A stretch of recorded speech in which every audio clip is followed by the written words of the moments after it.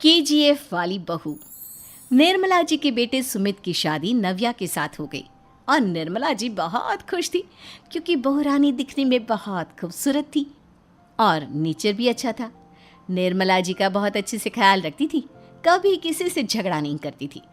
लेकिन निर्मला जी की बहू में कुछ तो अनोखा था और वो ये था कि केजीएफ मूवी देखने के बाद केजीएफ मूवी के हीरो की बहुत बड़ी फ़ैन बन गई थी और बस हर वक्त उसे ही कॉपी करने की कोशिश करती रहती।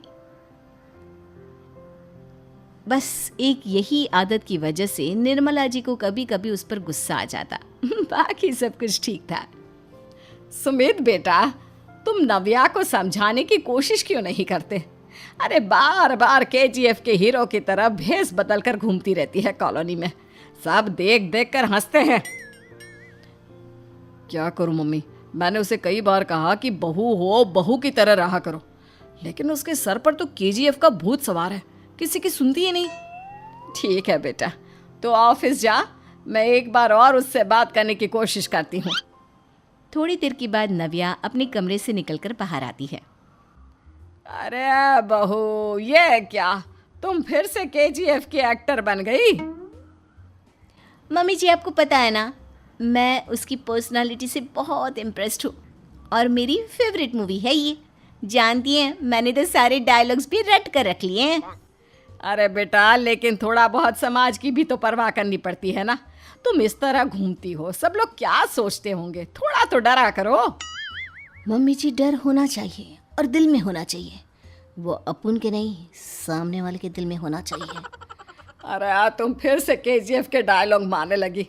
अरे पता नहीं कब समझोगी। डोंट वरी मम्मी जी, मैं अभी आपके लिए गर्मा गर्म कॉफ़ी बना कर लाती हूँ। उसके बाद आपकी सारी टेंशन रफू चक्कर हो जाएगी। कुछ दिनों के बाद। नव्या, नव्या कहाँ हो तुम?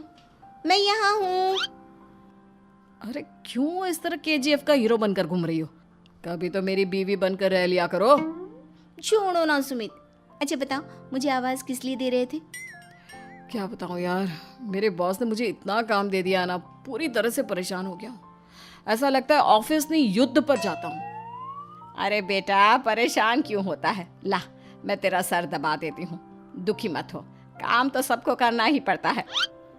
लेकिन मम्मी, ऑफिस में आजकल बहुत काम रहता है, थक जाता हूँ मैं। जानता है बेटा, जब तू छोटा था ना, तो मैं ऑफिस और तुझे संभालने का सारा काम करती थी, तब मुझे भी ऐसा ही लगता था। लेकिन कुछ दिनों के बाद सब ठीक हो जाएगा बेटा। सही कह रही है मम्मी जी, तुम अपने आप को ऑफिस में काम करने की वजह से योद्धा समझते हो, लेकिन जानते हो, इस दुनिया में सबसे बड़ा योद्धा एक माँ होती है। अरे ये डायलॉग तो मैंने कहीं सुना है।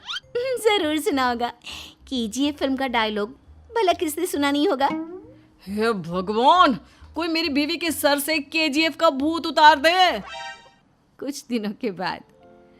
नव्या, सुमित तो ऑफिस चला गया। एक काम करते हैं, हम दोनों मार्केट चलते हैं, मुझे कुछ शॉपिंग करनी थी। ठीक है मम्मी जी, मैं अभी तैयार होकर आती हूँ। थोड़ी देर बाद नव्या फिर से केजीएफ फिल्म के हीरो की तरह गेटअप रखकर आ जाती है। अरे तुम फिर से ये बन गई। चलिए ना मम्मी जी, आप जानती है ना, मुझे ऐसे रहना बहुत पसंद है। प्लीज़ प्लीज़ प्लीज़ मम्मी जी। अच्छा ठीक है, चलो। मार्केट में निर्मला जी को उनकी एक सहेली मिलती है। अरे निर्मला, ये तुम किसे साथ में लेकर घूम रही हो? लगता है फिल्म का हीरो निकलकर तुम्हारे साथ आ गया है। मेरी बहन, क्या बताऊं, ये फिल्म का हीरो नहीं है। अच्छा, ये तुम्हारा बेटा होगा। बहुत दिनों से देखा नहीं ना, इसलिए पहचान नहीं पाई मैं। अरे नहीं नहीं, मेरी पूरी बात तो सुनो। ये मेरी बहू है नव्या। है? लेकिन दिखने में तो ये बिल्कुल केजीएफ के एक्टर की तरह नजर आ रही है। हाँ, वो क्या है ना, इसे इसी तरह रहना पसंद है। क्या बात है बहू, शहर में इस तरह घूम रही हो, तुम्हें बिल्कुल भी अजीब नहीं लगता? लोग तुम्हारे बारे में क्या कहेंगे?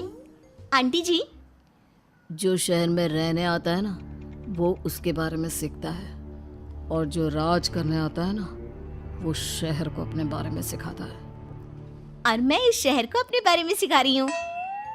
अरे ऐसा ही कुछ तो केजीएफ पिक्चर के हीरो ने भी बोला था ना अपनी फिल्म में। ये हुई ना बात, सही पहचाना आपने। केजीएफ फिल्म के हीरो का ही डायलॉग है ये। निर्मला जी और नव्या को मार्केट में शॉपिंग करते करते शाम हो जाती है और शाम को घर लौटते वक्त एक सुनसान सड़क पर अचानक से एक चोर उनके सामने आकर खड़ा हो जाता है। चुपचाप अपना सारा रुपया माल पैसा मुझे दे दो। क्यों दे दे पैसे? तुमने दिए क्या सामान खरीदने के लिए? ओए चुप कर। और इस तरह बहुरुपया बनकर क्यों घूम रहा है? अरे घूम रहा नहीं, घूम रही है, बहू है ये मेरी। लेकिन देखने में तो तुम्हारा बेटा जैसा लगता है। वैसे कुछ भी कहो, बेटा है बड़ा हैंडसम। अरे चुप कर, कहा ना बेटा नहीं बहू है मेरी, बहू है। अच्छा ठीक है, तो ऐसे कहता हूँ, तुम्हारी बहू बहुत हैंडसम है। ओए मिस्टर चोर, ज्यादा बातें बनाने की जरूरत नहीं है। चुपचाप यहाँ से निकलो, तुम्हें कुछ नहीं मिलने वाला। ऐसी बात है। एक मिनट रुको, ये देखो मेरे हाथ में गन है ना, गन। तुम दोनों का भेजा उड़ा दूंगा। नव्या लपक कर वो गन चोर से छीन लेती है। ट्रिगर पे उंगली रखने वाला हर कोई शूटर नहीं होता और उनकी औकात उनको चाहने वालों के अलावा और कोई समझ नहीं सकता। क्या बोले रे? ये लाइन तो मैंने कहीं सुना है। अरे सुना होगा, जरूर सुना होगा, क्योंकि केजीएफ फिल्म तो सबने देखी है ना। मेरी बहू तो दिन में 4-4 बार देखती है, उसी का डायलॉग है ये। अरे वाह आंटी जी, बहुत कमाल की है आपकी बहू। चलता फिरता केजीएफ का एक्टर ही लगती है। एक काम करो, अब तुम यहाँ से चलते फिरते बनो, वरना तुम्हारी ये जो नकली गन है ना, इसी से नकली गोली चलाकर तुम्हारा नकली भेजा उड़ा दूंगी। चोर डर के मारे वहां से भाग जाता है। कुछ दिनों के बाद एक दिन सुमित नव्या से कहता है, नव्या, मेरे कुछ दोस्तों ने शहर के बाहर जो बड़ा सा गार्डन है ना, वहाँ पर गेट टुगेदर का प्लान बनाया है। तुम भी सही वक्त पर रेडी हो जाना, हम भी चलेंगे। रेडी होने में तो मैं माहिर हूँ, और आप तो जानती ही है ना मैं कैसे रेडी होती हूँ। नव्या प्लीज, इस बार मेरी बीवी की तरह बनकर तैयार हो जाना। केजीएफ का एक्टर फिर कभी बन लेना। नहीं सुमित, मैं तुम्हारे दोस्तों से पहली बार मिल रही हूँ। मैं अपना असली हुनर तो दिखाऊंगी ना उन्हें, ताकि उन्हें भी पता चले कि तुम्हारी बीवी बीवी नहीं बल्कि एक बहुत फेमस फिल्म का स्टार है, स्टार। ठीक है, तुम्हारी जिद के आगे मेरी कहाँ चलने वाली है। और फिर सुमित अपनी बीवी को लेकर अपने दोस्तों के पास पहुंचता है। यह है मेरी पत्नी नव्या।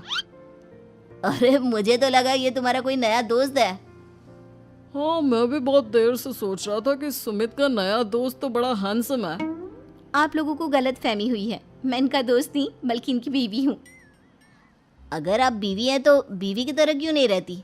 आपको देखकर तो ऐसा लगता है जैसे सुमित अपनी किसी कॉलेज की फ्रेंड को लेकर घूम रहा है। अब क्या बताऊँ यार, तुम लोग ही समझाने की कोशिश करो, मेरी तो कोई बात नहीं सुनती।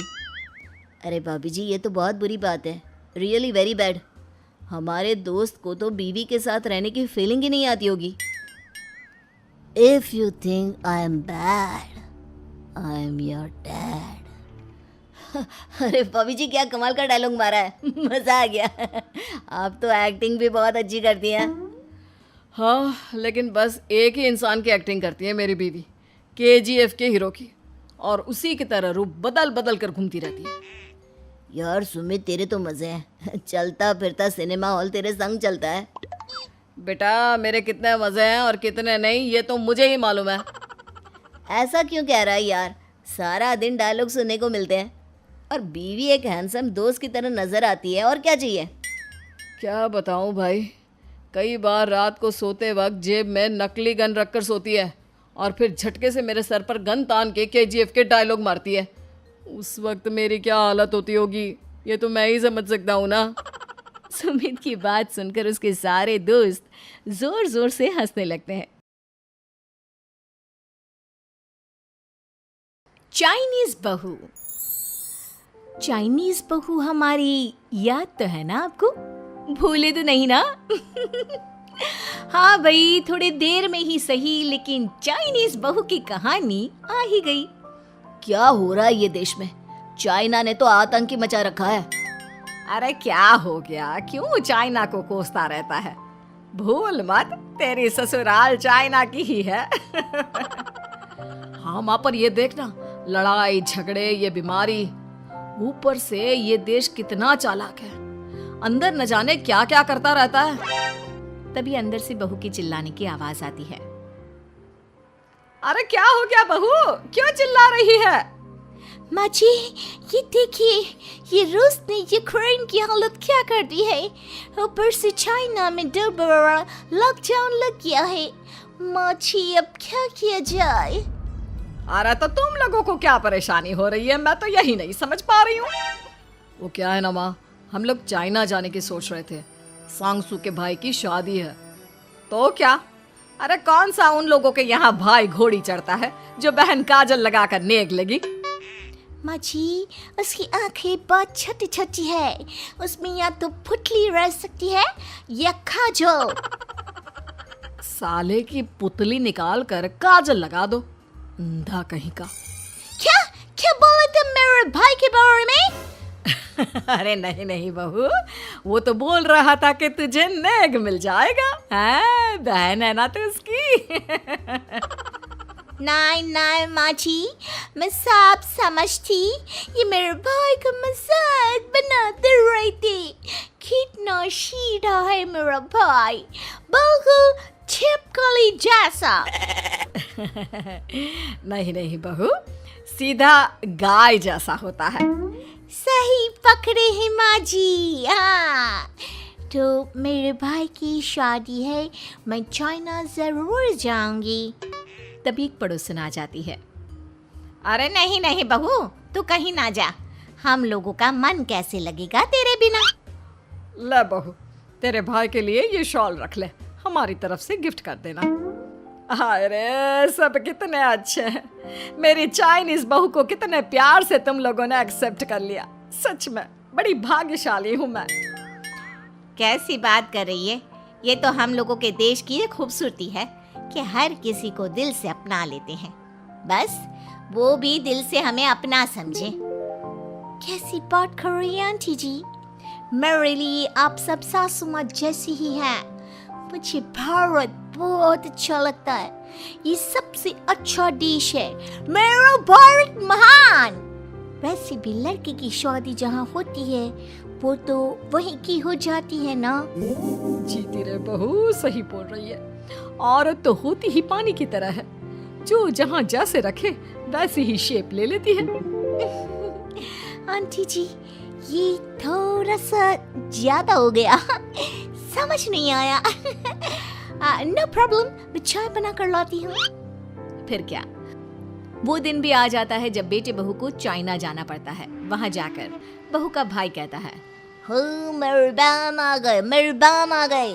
मैंने सबको बोला कि सब हिंदी में बात करेंगे, नहीं तो बहन नाराज हो जाएगी। थैंक्स बॉय, हिंदी मेरी भाषा है, आप मुझे उसी में बात करना अच्छा लगता है। आपने जीजा जी से मिलो। ओ बहन, तुम अंदर चलो। सभी बहू को अंदर लेकर चले जाते हैं, लेकिन सांगसू का पति, वो तो बेचारा चाइना के ससुराल के आंगन में अकेला खड़ा रहता है। काफी देर तक जब कोई उसे नहीं पूछता तो वो माँ को घर पर फोन करता है। हाँ बेटा, पहुँच गए ना कुशल मंगल? हाँ माँ, लेकिन सांगसू पता नहीं कहाँ है, वो तो अंदर गई है तब से बाहर आई ही नहीं। अरे कैसी बात कर रहा है, तो तू अंदर चला जा, तू बाहर क्यों है? अरे दामाद है तू वहाँ का, उन लोगों ने तुझे बिठाया, चाय पानी कुछ नहीं पूछा? नहीं ना माँ। तभी सामने से सांगसू आती है। क्यों आप अभी तक तैयार नहीं हुए? और ये बैग लेकर क्यों कमरे से बाहर आए? इसे वहीं रख देते। कमरा? कौन सा कमरा? अरे कैसी बात कर रही हो, जब से तुम अंदर गई हो मैं बाहर ही तो खड़ा हूँ। बहू को बहुत हैरानी होती है और गुस्सा भी आता है। तभी उसका भाई और माँ आ जाते हैं। और सांगसू, अंदर खाना लग गया है। पहले ये बताओ कि मेरे पति को किसी ने खाना या पानी क्यों नहीं पूछा? वो भारत से ससुराल पहली बार आया है, वो भी मेरे कहने पर। उनकी इज्जत क्यों नहीं की? देख बेटी, तूने जबरदस्ती जिद में शादी की थी तो हम लोगों ने कर दी, लेकिन अब तुम ये सोचो, पूरी चाइना में मैं इस इंडियन को अपना दामाद बताऊं सो सॉरी। हाँ संगसू, और तुम भी चुप रहना, नहीं तो वो लोग मेरी शादी तोड़ देंगे। ओह, ऐसी बात है। कोई बात नहीं, मैं बाहर होटल में रह लेता हूँ, तुम वही करो जो ये लोग चाहते हैं। कैसी बात कर रहे हो? शादी के बाद पति जैसा भी हो, जो भी हो, पति होता है। वैसे भी तुम्हारे पूरे परिवार ने, सबने बिना सोचे मेरा साथ दिया, मुझे एक्सेप्ट किया, प्यार किया। मैं अपने देश में आपको अकेला कैसे छोड़ सकती हूँ? ये हिंदी फिल्म का ड्रामा बंद करो, मैं अभी अब बर्दाश्त नहीं करूँगी। चुपचाप अंदर चलो, नहीं तो ये शादी वादी यहीं खत्म करके इसे अकेले ही इंडिया जाना पड़ेगा। कैसी बात कर रही हो माँ, ये मेरे पति हैं। है नहीं था, हम लोगों ने यहाँ वकील को बुला लिया है, जिसके बाद अब तेरा तलाक करा के हम यहाँ के चाइनीज लड़के से तेरी शादी करा देंगे। अरे कैसी बात कर रहे हो? हम तो यहाँ तुम्हारी शादी के लिए आए थे। नहीं नहीं, मैं सांगसू के बिना नहीं रह सकता हूँ। हाई वोल्टेज ड्रामा होने के बाद से ही सारा माहौल खराब हो जाता है कि तभी एक लड़की आती है।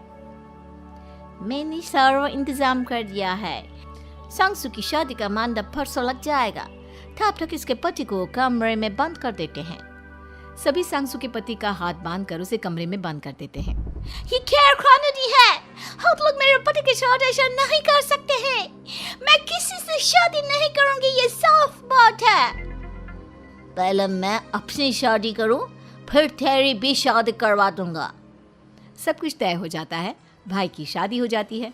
फिर वो दिन भी आ जाता है जब सांगसू की शादी वो लोग जबरदस्ती करने के लिए उसे मंडप पर ले जाते हैं। ऐसा मत करो, ये मेरी बीवी है। मैं किसी से शादी नहीं करूंगी। कैसे नहीं करेगी शादी? शादी तो तेरा बाप भी करेगा। हो, मैं करूंगा शादी। प्लीज कोई मेरी शादी किसी अच्छा औरत से करवा दे। चुप, बिल्कुल चुप। फिर माँ सांगसू और उसके पति से कहती है, तुम लोगों का बच्चा मेरी कैद में है। अगर तुम लोगों ने कोई भी होशियारी की तो मैं इस बच्चे को मार दूंगी। दोनों माँ का रूप देखकर हैरान हो जाते हैं। बच्चे की खातिर दोनों शांत हो जाते हैं और शादी की रस्में शुरू हो जाती है कि तभी सांगसू की सास पुलिस के साथ आ जाती है। माँ, सरसू माँ आ गई, मेरी माँ आ गई। माँ प्लीज हम लोगों को बचाकर वापस ले चलो। पुलिस सभी को गिरफ्तार कर लेती है। बेटी के बच्चे को मारने की धमकी तो कोई चुड़ैल ही दे सकती है। अरे तो ये चुड़ैल ही तो है। ये सही बोल रहे हैं, ये औरत किसी चुड़ैल से कम नहीं है। तभी उन लोगों का बच्चा भी आकर सांगसू के गले लग जाता है। माँ, तू सही समय पर आ गई, लेकिन तुझे कैसे पता चला कि यहाँ ये सब हो रहा है? बेटा, ये चाइनीज लोग ना होते ही धोखेबाज हैं। इन लोगों पर मुझे भरोसा नहीं था, इसलिए मैंने तेरे फोन को हमेशा के लिए मेरे फोन से अटैच कर दिया था, जिससे तेरे आसपास होने वाली सारी बात मैं सुनती रहूं। उस दिन भी मेरी तेरी बात हो रही थी तो तेरा फोन ऑन था, मैं सब समझ गई थी। मुझे माफ कर दो। नहीं, बिल्कुल नहीं। चलिए माँ जी, इंडिया वापस चलते हैं। आज के बाद मैं यहाँ कभी नहीं आऊंगी।